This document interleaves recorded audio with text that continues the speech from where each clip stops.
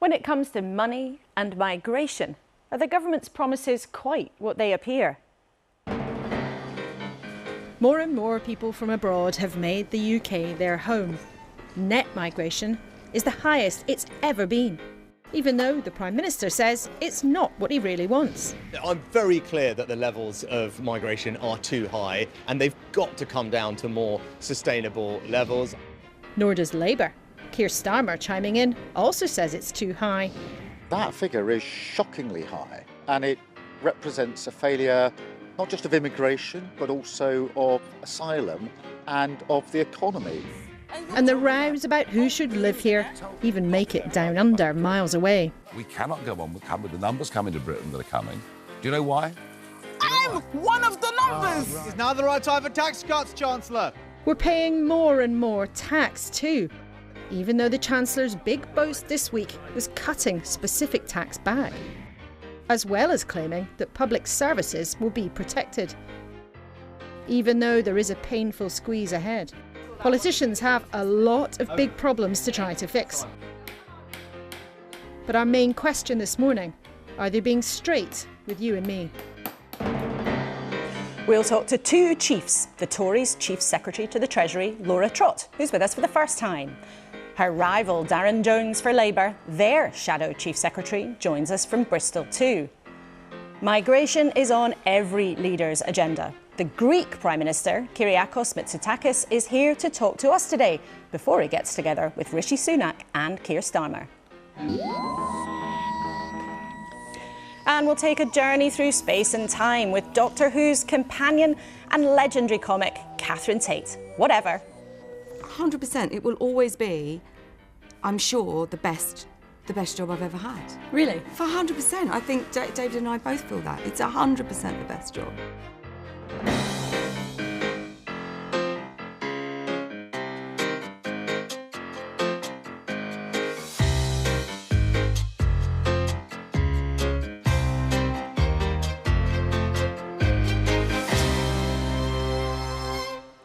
Morning. With me at the desk today, Richard Tice, the leader of Reform UK, the party who fancies gobbling up the Tories' votes with the public sector squeeze on the cards, Christina McAnee, head of the mega union Unison, and with energy bills on the rise, Alistair Phillips-Davis, the boss of the energy firm SSE.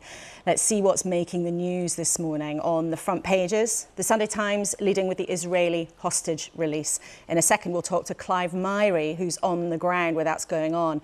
But notice there too an intriguing story claiming Reform UK offered a prominent Tory cash to defect. The Sunday Mirror has a photograph of 9-year-old Emily Hans, who was released by Hamas yesterday. And they've spoken to her father, saying, "My darling girl is broken, but in one piece." We'll hear more about that in a second. The Observer also features the hostage returns, but a note on migration we'll touch on later, warning that curbing it would hit social care. The Sunday Express also goes on migration, but comes at it from a different angle, focusing on Tory MPs' concerns about channel crossings in small boats. And the images of the hostage releases are likely to dominate the news today. Take a look at this. It's so moving to watch. 9-year-old Irish-Israeli girl, Emily Hans, one of the group of hostages. You can see another family there too, being reunited. Now, you might have seen Emily's father being interviewed in the last couple of weeks by the BBC. Emily's now in a hospital in Tel Aviv where she's being checked over. Our colleague Clive Myrie is there and we can speak to him now. Clive, it must be quite an atmosphere there this morning. What is going on? Yeah, well, I mean, just referring to those pictures, Laura, of Thomas and Emily together, I mean, it's astonishing. Remember, Thomas was told that Emily was dead as a result of the Hamas attack on October the 7th.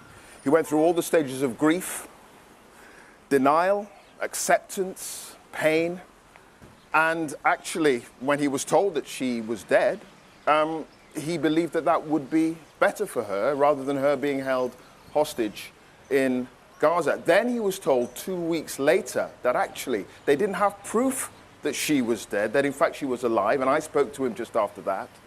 And of course the hope that he had and the rest of his family was that she would be returned, and that happened last night with those amazing pictures of the two of them hugging together. An incredible story, and a reunion that happened to 12 other families with 12 other hostages released yesterday. The second group of hostages to be released by Hamas over the last 2 days. And we know that the Israelis have already been given the list of 13 Israeli hostages that Hamas intends to release tonight if everything goes according to plan. And Emily is actually being evaluated here with some of the other hostages released yesterday here at the Sheba Hospital just behind me there.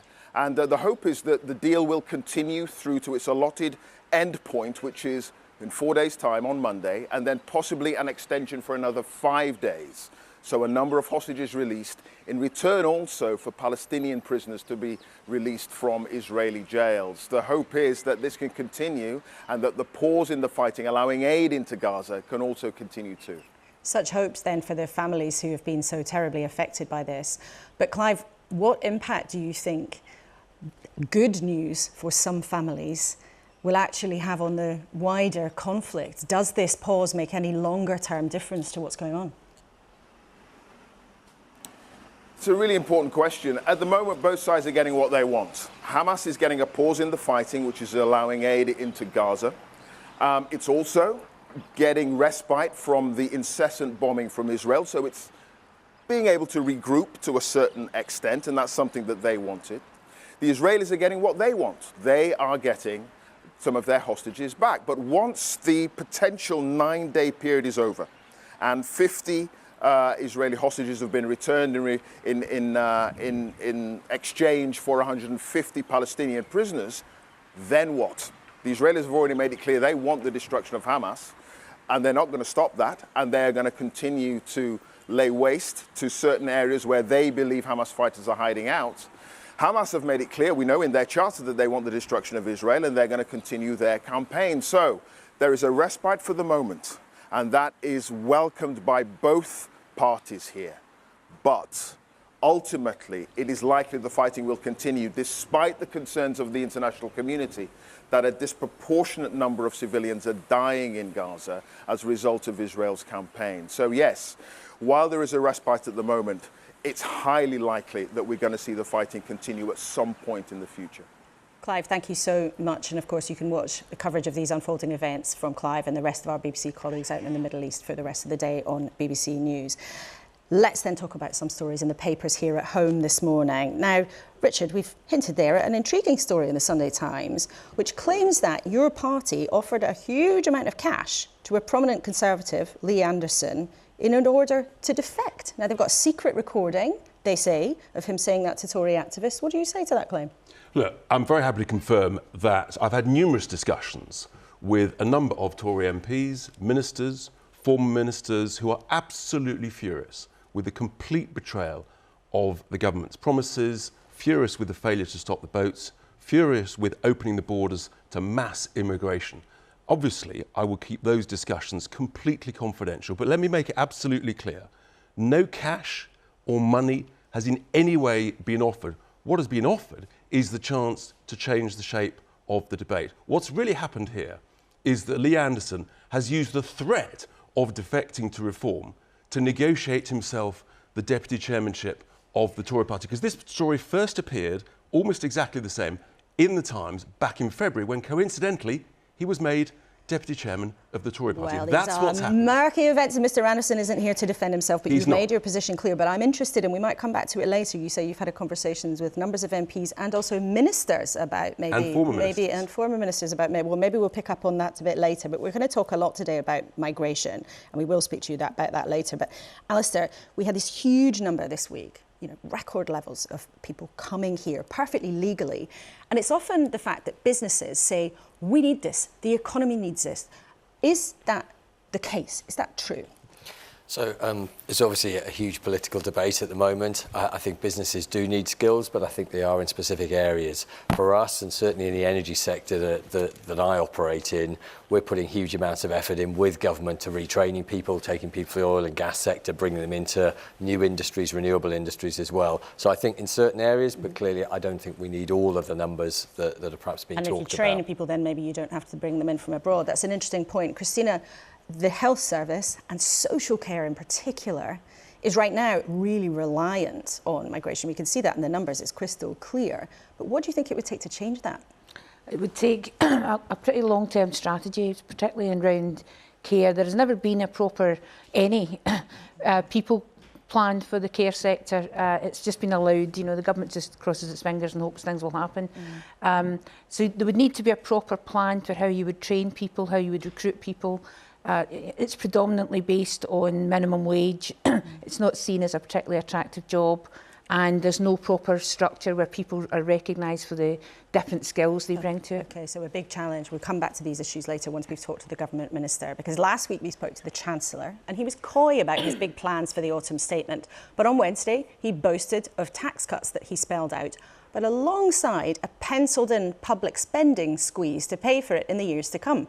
But those headlines were quickly replaced with some alarm at levels of migration that broke the records. Not concern over stop the boat, small channel crossings that's used up so much political oxygen, but the numbers of people coming to the country perfectly legally with the government's permission. The Prime Minister said again, the numbers must come down, but I think we've heard that before. Net migration needs to come down radically from hundreds of thousands a year to just tens of thousands. We're all committed to what we said in the Conservative Party manifesto, which was that we were going to bring net migration down to sustainable levels, and that means not the hundreds of thousands that we've seen in recent decades. Get Brexit done, and then we really do take back control of our immigration policy for everybody around the world. So I want to bring the levels of legal migration down. Let me be crystal clear about that. Well, Laura Trott, the brand new Chief Secretary, a fortnight into her job, is here now. Welcome to the studio for the first time, Laura. Thank you for having me. Now, the former Minister, Jacob Rees-Mogg, said this week that you have failed on immigration and he has apologised to the public. Should you do the same? Look, the Prime Minister has acknowledged that the levels of migration are too high, they're not sustainable. The ONS has said that they are coming down, which is positive news, but we are taking further steps, including in May, one of the biggest measures to cut migration ever, which is about limiting the number of student dependents that can come over. And that's something that has already been announced by the government that may or may not make some difference. But I just want to emphasise the scale of this. Look at the figure, 672,000 people added to the population. That's like adding the city of Glasgow, or nearly as many as adding the city of Leeds to the country. And this is not something that has happened by accident. This is happening under your watch, under the way that government policy has been built up. And I want to show people what it means in the breakdown. Let's look at the three biggest groups. We've got there students, 643,000 people, care workers, 101,000 people, nurses, 23,000. So you've said clearly it has to come down. Who don't you want to come? Well, I can talk through each of the individual measures there. So the Prime Minister is clear we're taking long-term decisions on each of these. So on students, he made the announcement in May that we're limiting the number of dependents that students can bring over. That comes in from January. On care workers and nurses, we introduced a long-term plan for NHS workforce, which will mean that we're training more people in this country to do those jobs. Long-term, you've said on both of those things, these are long-term decisions. You've already had the long-term. You've had 13 years, and this is what's happened. Yeah, I mean, I think outside of these specific numbers, in the last couple of years, there have been unique circumstances. We've seen that with Ukraine, we've seen that with Hong Kong. I think everyone listening at home would have supported us bringing those people over. But the biggest change that we've seen this week is in terms of the numbers of people coming here to work. Yep. That is what all of the evidence shows. And if we look at one sector, let's look at care. If we look at the numbers of care workers in March 2022, that's when visas started being granted, because the holes in the care service were so big, we had to appeal to people from abroad.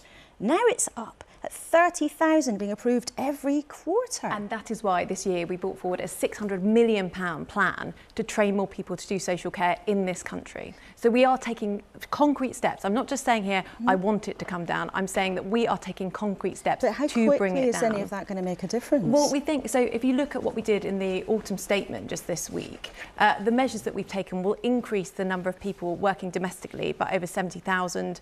The steps that we took in the spring budget are 100,000. So we're increasing the size of the British workforce, as well as taking steps to make sure that we're limiting any abuse or exploitation of the system. A lot of people might not know this, but at the moment it is government policy to allow bosses to pay foreign workers 20% less if British staff are thin on the ground.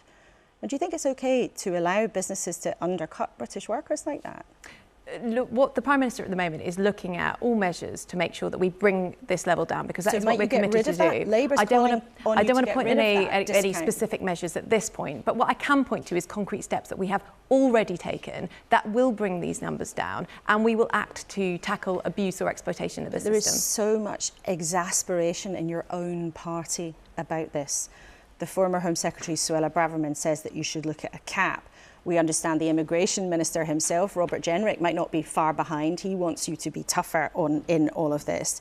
Is there one measure that you can tell us about today that is not something that's already been announced that you're actually going to step? There are plenty of ideas around. Boris Johnson wants you to put the salary threshold up.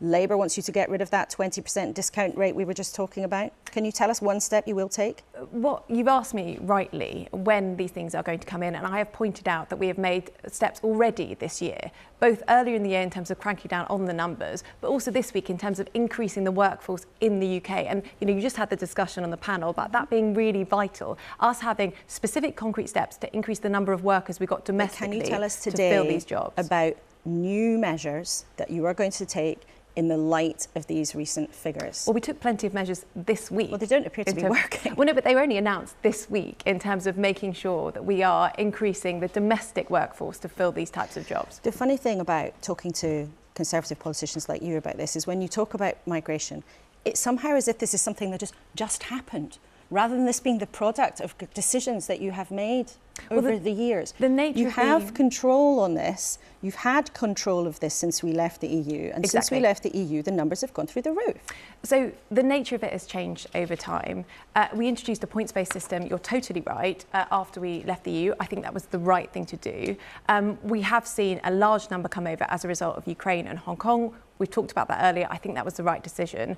And now we're doing more so we can control the number of people coming over by limiting the number of student dependents, by having a long-term NHS workforce plan. These are things that are concrete. Years to make no, a they difference. are things that will start to make a difference. It was announced earlier this year. It will start to make a difference. It's really important that people see we are not only talking about this, but taking concrete steps to address it. Well, that's exactly the point, isn't it? And I think a lot of viewers might have seen our little tape there of successive Conservative Prime Ministers making a promise to bring things down, and then they know the numbers have gone up. That's exactly the point, isn't it? You want people to have confidence that the steps you'll take will make a difference. But looking at the record, people would not be forgiven for thinking that those promises are not worth the paper they're written on. But this is also a complex problem that changes over time. If you think about, so illegal migration is part of this. It's not the total amount, but it's part of this.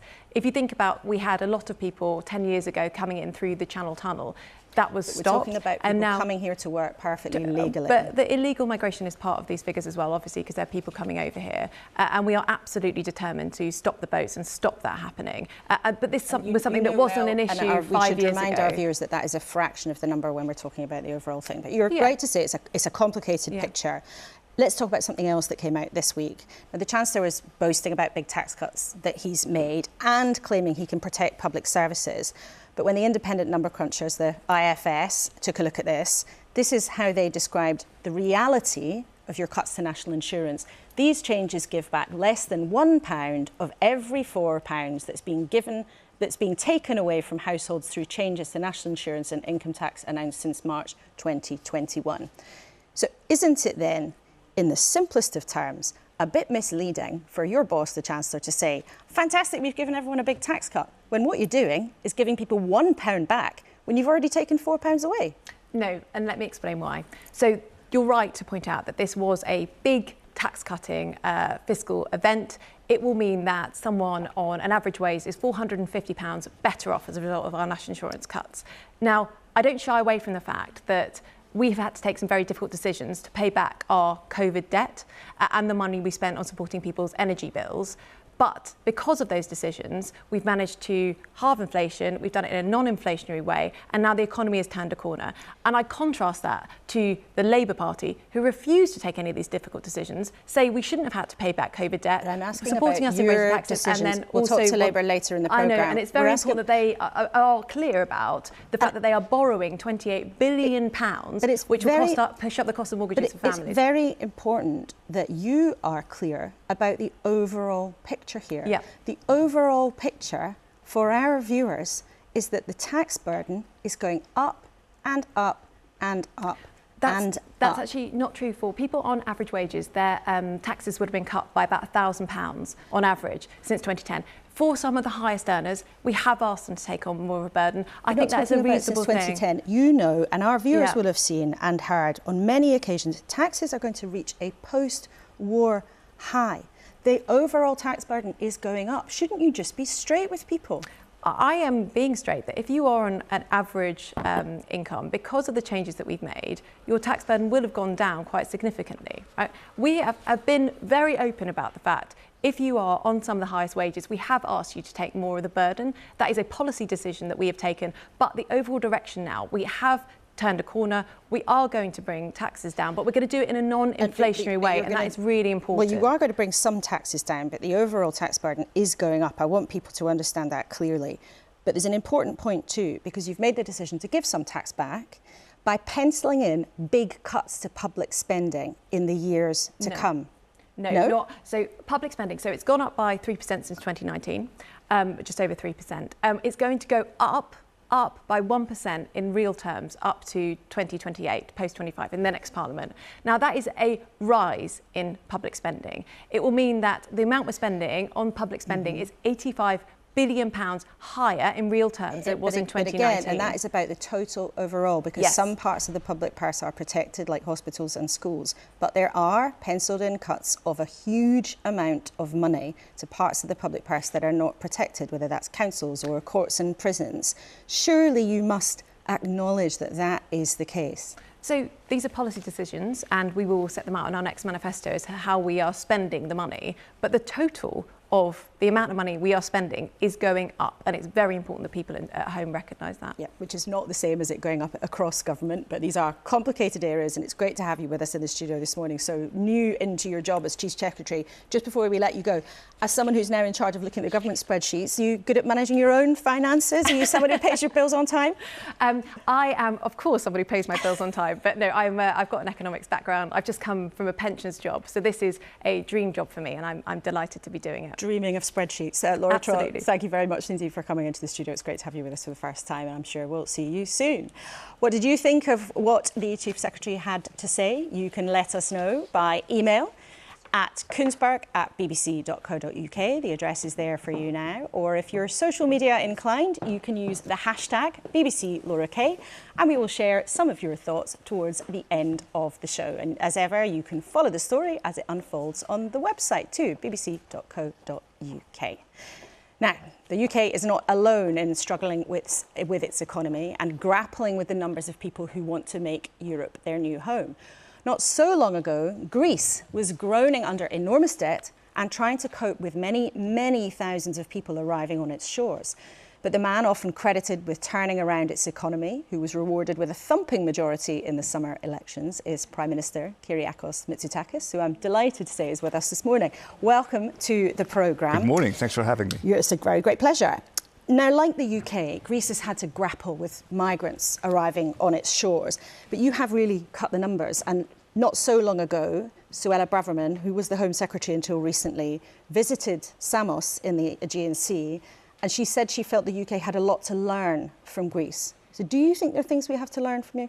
Well, we've implemented a tough but fair migration policy, which starts with the fundamental premise that you need to limit the number of boats leaving the Turkish shore. We've been able to do that rather successfully. Granted, our geography is very different to yours, so maybe some analogies may not be that relevant. But we've been able to significantly reduce the number of people arriving on the Greek islands, which of course is a big relief for our island population. And we've also been very successful in processing asylum applications relatively quickly. So I'd say overall, we've changed the narrative of migration, and we've also convinced Europe that you cannot manage the migration problem unless you place particular emphasis on what we call the external dimension of migration, which is essentially protecting our common borders. And if you look at the numbers, I mean, they are astonishing. In 2015, you had more than 800,000 people arriving. The latest figures are now down to 35,000 so far this year. But part of the way that you handled it was an EU-wide deal with Turkey. Now, the UK has struggled to get a returns deal with France, and outside the EU, that might be quite tricky. Do you think it's realistic that the EU would actually try to help the UK with this? Well, look, in our case, we want to work with Turkey. Turkey is a country of transit, and we do so both bilaterally, but also within the context of the European Union. It seems to me that you have a different type of a problem. When I was looking at the numbers, as a significant number of the people who arrive in the UK arrive through legal pathways. And what we're saying in Europe is that you need to contain the problem of irregular arrivals while at the same time offering legal pathways to migration. If you look at the Greek economy, for example, we're looking for more, for example, agricultural workers. The economy is growing. Unemployment is under 10% for the first time in many, many years. So we need to balance protecting our borders with offering legal pathways to migration and, of course, returning those who are not granted asylum to their countries of origin. This has proven to be very tricky, not just for the UK, it's also proven to be very tricky for Europe because we need to cooperate with these countries and they're not always particularly forthcoming. They're not always willing to do so. But there's also some criticism from charities and from other refugee groups that the approach that Greece has taken has sometimes been too harsh and too strict, and you've been too tough to get the numbers down. Now, in the summer, there was an overcrowded boat carrying migrants and it capsized and hundreds of people died. There's the boat there, if people, I'm sure, will remember the news story. Now, your Coast Guard has come under real pressure over the way that it was handled. They claimed the boat was on a safe and steady course. Some of our colleagues at the BBC found that the boat actually had hardly moved in the hours before then. And the BBC's also verified some footage that shows that the Coast Guard filmed the boat foundering at sea during the time that the authorities claim it wasn't in need of rescue. There's been a lot of controversy around this, but do you accept now that your Coast Guard got some things wrong? We're investigating this particular incident, but what I would like to point out, Laura, is that our Coast Guard has saved tens of thousands of people at sea, and we should be grateful for the work they do. At the same time, I've been very open and forthcoming that we feel that we have a right to intercept boats at sea and at the same time encourage these boats to return to the coast from where they left. When you look at this boat, the tragedy is that this boat left the coast of Libya in the first place. And that is why it is so important to work with the countries of transit. It is very difficult, you just look at this photo, to do a lot about an overcrowded boat. We asked the boat whether they wanted assistance. They refused any assistance. They wanted to get to Italy. And at the end of the day, we should hold the smugglers accountable, not the Coast Guard that is trying to do its job. But even the Council of Europe has expressed concern about what happened, about the actions that were taken by the Greek Coast Guard. Do you think they might have got some things wrong? What I'm saying is that this incident is being investigated, and it's also investigated by Greek justice, and I will leave it at that. But again, it's important to point the finger at the smugglers because they're, at the end of the day, are the ones responsible for offering people what many desperate people think is actually a safe passage, and then they end up on this boat and they realize that this is actually a very, very dangerous trip. That is why I'm insisting so much on making sure that the boats don't leave the coast in the first place. That's why we're working with Turkey and with the Turkish Coast Guard. That's the way to actually save lives. Let's talk then about a way that you might be working with the UK. Our viewers, many of them will have heard of the Elgin marbles or the Parthenon sculptures that you call them the Parthenon sculptures because they were brought to this country in the 19th century by Lord Elgin, who was a British diplomat at the time. Now, here are the ones in the British Museum. There they are in their home in Athens. So at the moment, they're not together. You've said for a long time, Greece has said for a long time that they would very much like to have them back. Now, where do you think they look better? I think the answer is very clear. They do look better in the Acropolis Museum, a state-of-the-art museum that was built for that purpose. And again, this is not a question of returning artifacts whose ownership we question. We feel that these sculptures belong to Greece and that they were essentially stolen. But this is not, in my mind, an ownership question. This is a reunification argument. Where can you best appreciate what is essentially one monument? I mean, it's as if I told you that you would cut the Mona Lisa in half, and you would have half of it at the Louvre and half of it at the British Museum, do you think your viewers would appreciate the beauty of the painting in such a way? Well, this is exactly what happened with the Parthenon sculptures, and that is why we keep lobbying for a deal that would essentially be a partnership between Greece and the British Museum, but which would allow us to return the sculptures to Greece and have people appreciate them in their original setting. Now, you said you were confident if you were re-elected, you have been re-elected, that the marbles would return to Greece. So are you confident now that there will be a deal? You got a hotline to George Osborne, well, the boss of the British Museum? What I can tell you is that I would hope that we have not made as much progress as I would like in the negotiations. But again, I'm a patient man, and we've waited for hundreds of years, and I will persist in these discussions. Do you think you'll be able to do it on your time frame? I would hope so, yes. I was just elected. I still have a full term ahead of me. It's sort of unusual in these days in Europe for prime ministers to be rewarded for the job they do. But I think we've done that. We've turned the country around. The economy is performing particularly well. We're growing much faster. I was following the previous debate about taxes and about the burden on average people. We've lowered taxes, but we've also driven up growth. So in our case, we can convincingly say that the difficult days for Greece are behind us. And finally, on the marbles, the sculptures, the report suggesting Keir Starmer has indicated that he would give them back to Greece if he becomes the Prime Minister. Is that true? Has he told you? I don't know. I will meet both Keir Starmer and of course, the Prime Minister tomorrow, and maybe I can let you know afterwards. That would be wonderful. Well, it's great to have you here in the studio with us, ahead of seeing the Leader of Labour and the Prime Minister. Thank you very much for having me. Thank you very much indeed for joining us this morning. Now, lots to ponder there from the Prime Minister and also from Laura Trott, who, as the Chief Secretary to the Treasury, was discussing all sorts of things with us about tax and migration and not really wanting to admit, Christina McAnee, that some of the decisions in the autumn statement last week for Jeremy Hunt will not actually just hand everybody a big giant tax cut. What did you think? Yeah, I mean, it's quite clear that most people won't be better off as a result of this because overall tax burden has increased on everyone in this country, and particularly sort of lower paid working people have seen their tax bill go up. Not just income tax, but the way that taxation is applied across so many other things. I mean, quite frankly, what happened last week was just like a return to austerity, Mark, too. You know, they brought back Cameron, and it seems to me that they brought back the policies that Cameron had, and they just seem to be going ahead with that with no thought about what it will actually mean. And they have never grasped, the Conservatives have never grasped the fundamental principle that we certainly believe, which is investing in public services helps you grow your economy. Because without a flourishing public sector, you actually damage the private sector because people can't go to work because there isn't a decent healthcare service. They can't go to work if you haven't invested in schools.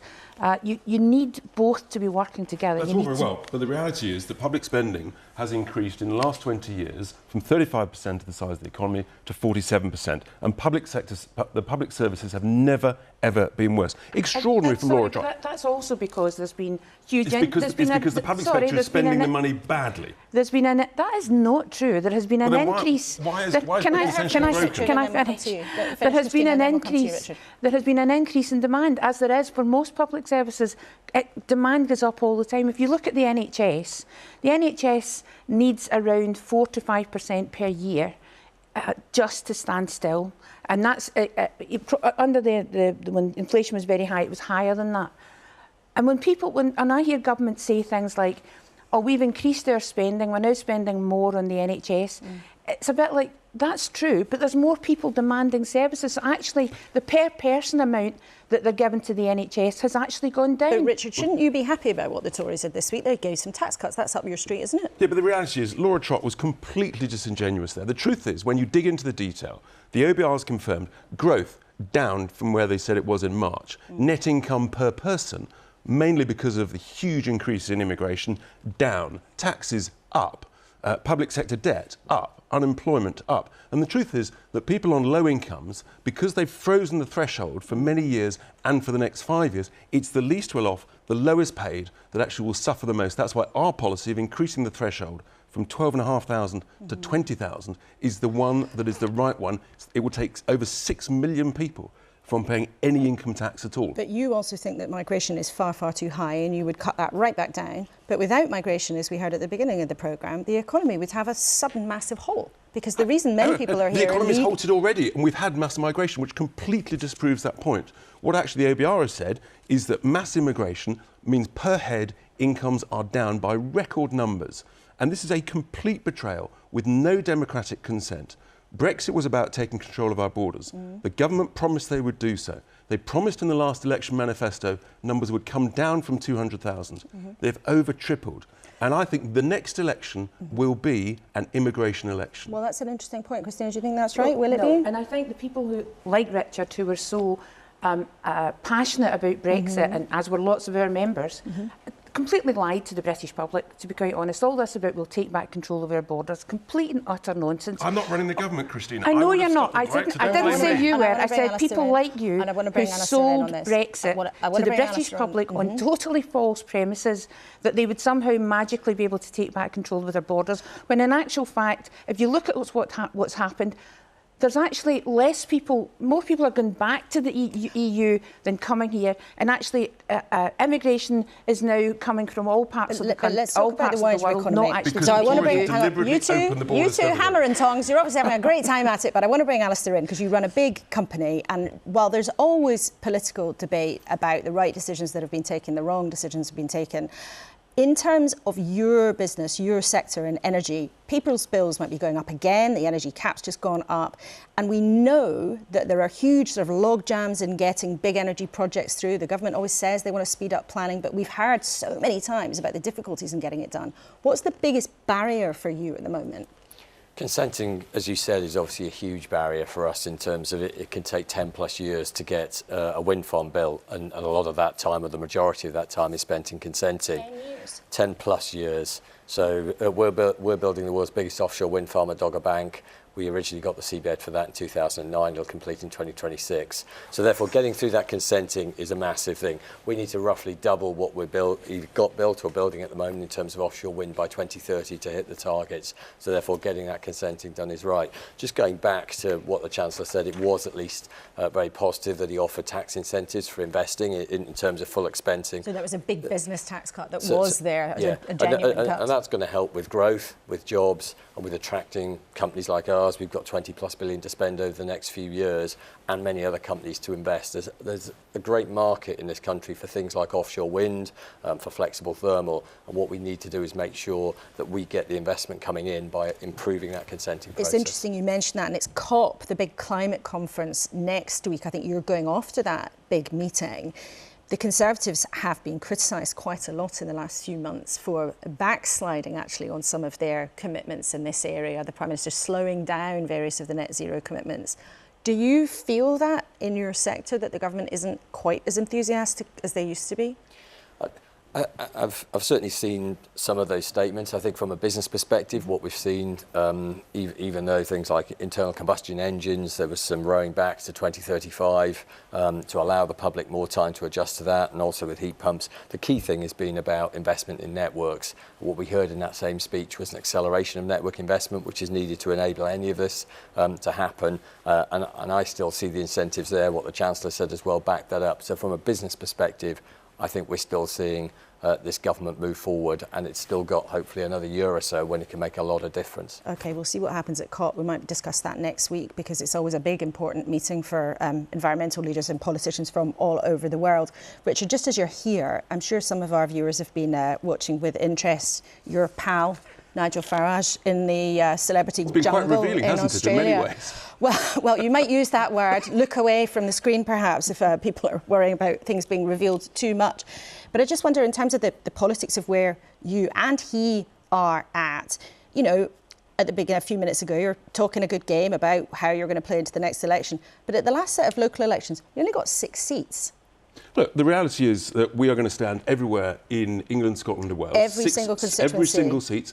People think we're going to do a deal with the Tories. Absolutely not. We're going to punish them for breaking Britain. They need punishing. They've failed. They need completely and utterly ousting. And let me tell you, when Nigel gets back from the jungle, and given all the stuff that he's been eating and drinking, goodness me, he might need a couple of days off, but he will be absolutely furious, as are millions of people up and down the country, about these huge mass immigration numbers that's changing the nature of our country. It's making us poorer financially, and it's making us poorer culturally. Is he going to come back and try and take your job, Richard? Well, I've always said I want as much help as possible, but I'm a bit more ambitious. I'd rather like the idea of President Farage. Maybe you could have President Farage and President Trump. Well, that'll that's wind a whole few people debate, up. and I can see, Christina, you're fizzing when there. I hear people saying things like that it will affect our country culturally, and I've heard you say this before, I've heard other people, I've heard Farage say it as well.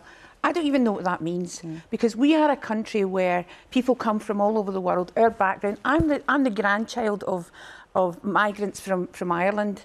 And my culture is probably very different from yours. I'm pretty certain it's an appalling way to turn things into a culture war in this country. David Cameron, Dame Louise Casey, they all said that multiculturalism has failed. We should live and operate under one single British culture. Richard, there is no one single British culture. Briefly, and we must move on. But I want you to answer, Richard, I want you to answer this question. What do you mean by saying our culture is? I think that sense of Britishness, who we are, our heritage, our history, our Christian values and ethos, that is the base of our single British culture, and that's what we want people to unify under. We welcome smart, sensible levels of immigration, but mass immigration, people living in silos, different cultures, is not good for our country. This is like harking back to the 1940s or 1950s or something. We must move on, but we will come back to you both nonsense. at the end of the programme. I'm sure there's not going to be unity between you two on the panel, but it is great to hear a lively debate on the programme. And let's stick with that theme of migration we've been talking about. Let's speak to Darren Jones, who is the Labour Party's Chief Secretary to the Treasury, the man with the giant calculator for Keir Starmer. He joins us from Bristol. Hello, Darren Jones. Keir Starmer said that net migration was shockingly high. So what would the right level be? Well, he said that because, of course, the numbers of work visas that have gone out in the last data set are much, much higher than normal. And so the question is, why is that much higher than normal? No, our question was, what would a reasonable level be? One of them. Well, the normal level is a couple of 100,000 a year, but it depends on the needs in the economy. And that's why the really important question is, if there are lots of vacancies in the economy, why have we got people who are out of work in the UK who should be able to access training and skills and access the jobs that exist in their local area? And that's why this is an abnormal set of numbers. It's an abnormally high number of work visas, especially into the health and social care system, which reflects problems in the way that the NHS is being run by the government. And we've been discussing that already, and thank you for dealing with a slight delay on the line there. But you mentioned a couple of 100,000 as being a normal figure. So if Labour wins the election, should people then expect that you would be looking to set immigration levels at around about a couple of 100,000 a year as a normal kind of level? Well, the Conservatives have tried to set targets and caps and failed every single year whilst they've had them. What we have to do is make sure that where there are problems, and the prime example here is the health and social care system, that we're getting to the root cause of the problem where we don't have sufficient labour availability locally here in the UK. And that's for two reasons in the National Health Service. One is because we need a proper NHS workforce plan, which my colleague Wes Streeting, the Shadow Health Secretary, has set out in detail. But the second is because we do need to improve the productivity of our public services so that they're more efficient, so that you don't need as many people in order to be able to run them. And that's why ultimately we're relying on a lot of overseas labour to come in and keep the show on the road. And we're very grateful for their contribution, but it's actually reflective of underlying problems in our public services that need modernising. But how quickly, though, do you think, if you win the next election, you could make a difference to that? You've outlined the exceptional circumstances that have led to the numbers being so high, but how fast could you make a change if you win the election? Well, there's some immediate things that we can do. That's why we've said that we will close the non-dom tax status and put over £1 billion to support overtime payments in the National Health Service to get through the backlog, which is still very, very large and increasing since the COVID pandemic. But that's a short-term issue. The reason Keir Starmer talks about mission-oriented government and an end to sticking plaster politics is because I have to be very frank with you, it's going to take time to fix some of these problems, because after 13 years of the Conservatives in government, we have deep structural problems in our country. So how quickly then do you think you could make a difference to the immigration numbers? Do you think that the business of getting migration to what you described as a normal level of a couple of 100,000 a year, would that be something Labour would hope to achieve in the first term of government if you win? I think we probably would hope to do that, yes, but we've talked about a decade of national renewal, not because we're being presumptuous about this election or indeed the next one, but because we think the deep structural problems that we've been left from the Conservatives after the last 13 years is going to take time to fix, and it's going to take time to turn around. But the one thing you can be sure of is that after 13 years of the Conservatives in government, they've created these problems and they don't have the energy or the ideas to fix them, and we in the Labour Party will if we get the chance to serve the country. Well, we want to talk about your policies rather than your criticisms of the government, but let's talk about how you would act on public spending. Now, as the man with the calculator, the Chief Secretary to the Treasury shadow, you've already mentioned it's going to be tough, it's going to be tight, but you backed the Tories' tax cuts they announced this week. The implication of backing those tax cuts is that you back a squeeze on public spending that's been penciled in to pay for them. So where do you think in government money could be cut?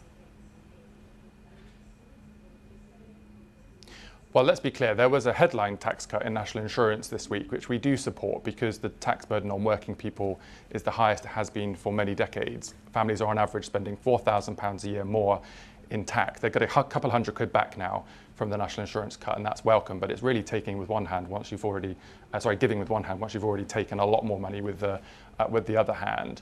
But the broader question there is we've got one other budget coming up in February, March time next year.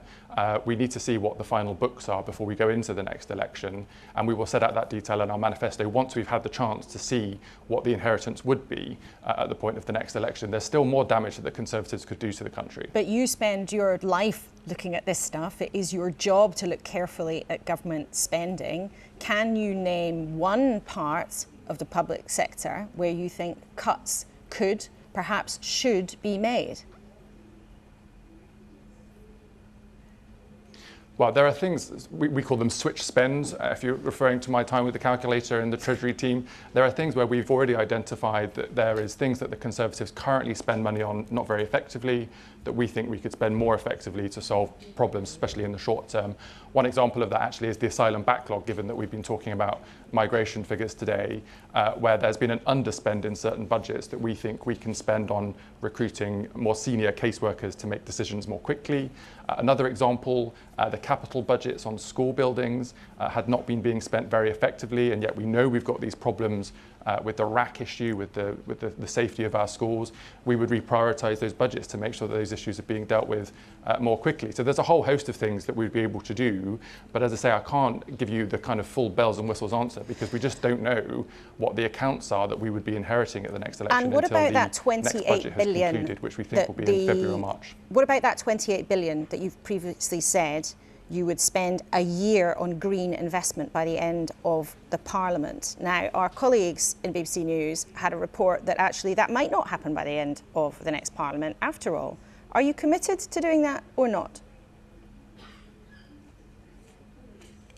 Yes, we are committed to it, subject to our fiscal rules, and the one that's most relevant to this question is that we will get national debt falling as a percentage of the size of the economy by the next Parliament. But we're confident we can do both, and I'll just quickly explain why.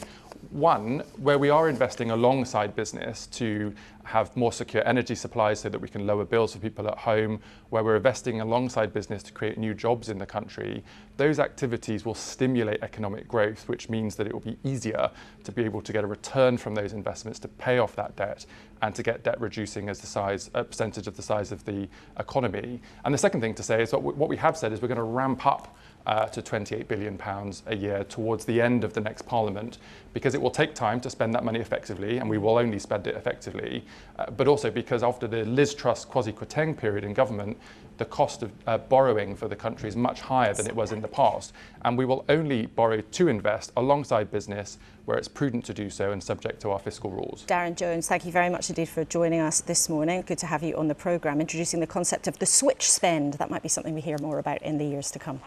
Now, are you a Whovian?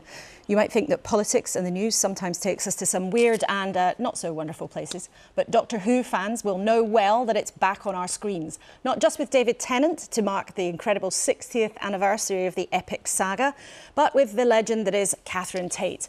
And she is also starring in a spooky new show, soon to be in London's West End. But I had to ask her what it was like to be part of a British phenomenon. I don't believe in destiny, but if destiny exists, it is heading for Donna Noble.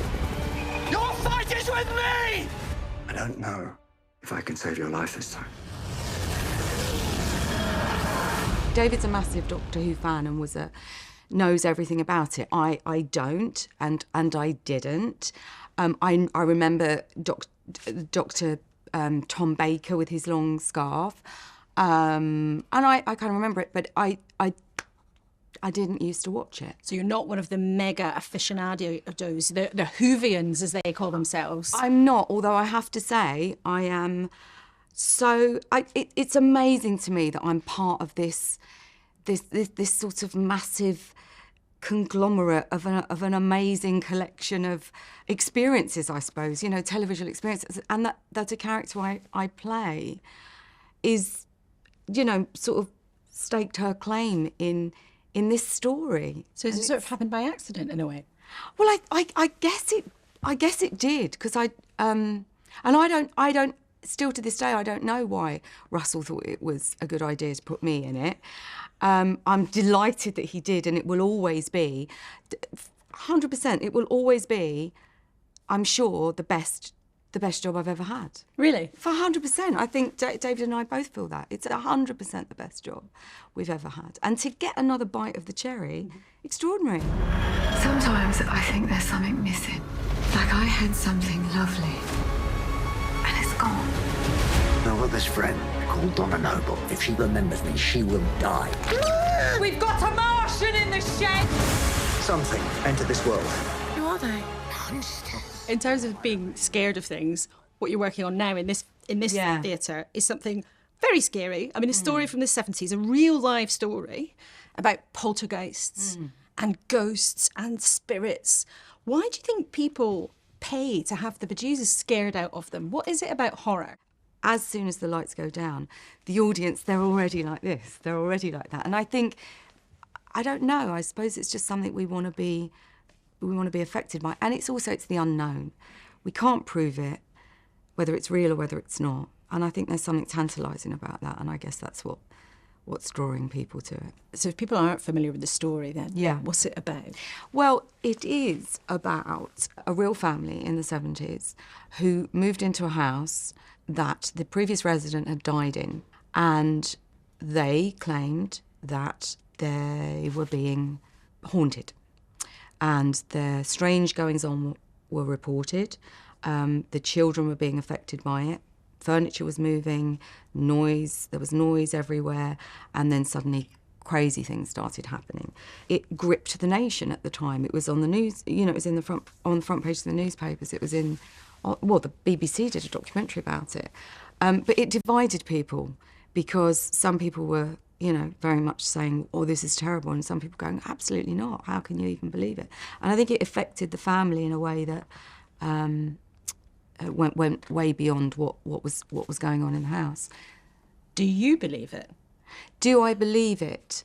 I have to, I think, because of the story I'm trying to tell, what they're trying to tell, I have to hold the ambiguity, because no one can say if it's real or if it's not. I have my own theory about it. Go on then. But I don't think it's useful to say. I don't think it's useful to say, because also I don't know. You know, I don't know if it happened. But what I know is, if something was happening and my children were being affected and it got out of hand, and then people then started to have opinions about that and judgments about that, I know as a mother I'd want to protect my children. So Who can say? Who can say? And I know that the lady, as I understand it, whose character I play, the mother of the children, I believe she lived the rest of her life absolutely claiming, you don't know what happened, you can't tell us what was true or what was not. So. And do you think then that class and snobbery and not listening to a woman came into the story? I think absolutely. I think if this family that was being, haunted or possessed or whatever, I think if they hadn't been a working class family in a council house with a single mother, I think the story might have gone very different. I don't think they would have been taken advantage of the way they were. Because they were, I feel from what I see, they were taken advantage of by everyone. Look, we're doing a play about them now. It carries on. I hope we're not taking advantage of them, because we are very much saying this is based, we're not saying it's based on, we're saying it's inspired by true events, which is different. We're not saying this is what happened and this is what they were like. We're saying we've heard this story and it's inspired us to do this rendition of it. But yeah, I absolutely think it's about class. You've had lots of different experiences in the industry as a stand-up, as an actress, as someone on TV, and now again on stage. In your experience, has how women are treated in the industry changed over your time, or do you think women are sometimes still treated badly or overlooked or not given the credit they deserve? The Me Too movement happened so quickly. It felt like an oil tanker. Instead of gradually going, the redressing of the balance, which was so needed and so overdue, it kind of went like that, and it kind of created a bit of a backlash. But 100%, we're getting there. It's getting better, but it's ingrained in our culture for women to be sidelined and spoken down to, and slightly ignored. The entertainment industry, I think, is responding well, as I hope everywhere else is.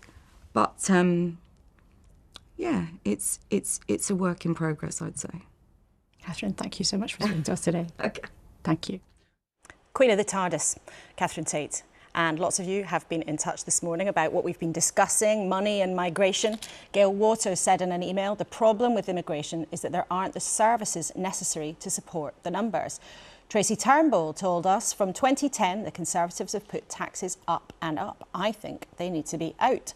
But David Johnson says Laura Trott was being so disingenuous. Illegal immigration is a small number of the overall figure. Always strong views on migration, and I know we'll be talking about it in the months to come as we head towards the general election, whenever it's going to be. Who is a Doctor Who fan who's been watching? I was in my youth. But oh, not anymore? Well, no, I still am, and it's remarkable. But, it's incredible to have lasted 60 years. I still remember John Pertwee. Christina, you a fan? David Tennant, by far the best Doctor Who, and I'm so pleased he's coming back. It's just fantastic. And Alistair? They've stolen both my lines. But I can tell you a story. In Blackpool, about 50 years ago, I hid behind my mother when the Dalek came out when I went to see the exhibition. So, and I still remember that vividly, the first time a Dalek came for me. They are quite scary, They actually. really are. They really are. They look a bit like the robot cameras in this studio. So I think before they come for us, we'll say goodbye to the three of you. Thank you so much for your insights and chat this morning. It's been a very lively discussion. Christina, Richard and Alistair with us, as we've been spending 60 minutes trying to work out if our politicians are being as honest as they possibly could be when it comes to migration and money. The answer? Well, perhaps not quite. They all want to tell you there are too many people coming legally to the UK, but they get a bit shy when it comes to saying exactly how they would change it. And how tight might government cash be? They're not that keen on elaborating on that too. In a second, I'm joining up with Paddy O'Connell. There he is. Is he going to wave this morning? Can he hear us? There he is. We'll be on BBC Sounds later on with the weekend newscast. You can catch up with anything on the iPlayer, of course, later on, and Doctor Who is there too, of course. But if you just like watching the telly the old-fashioned way, I'll look forward to seeing you here next week, same time, same place. Goodbye.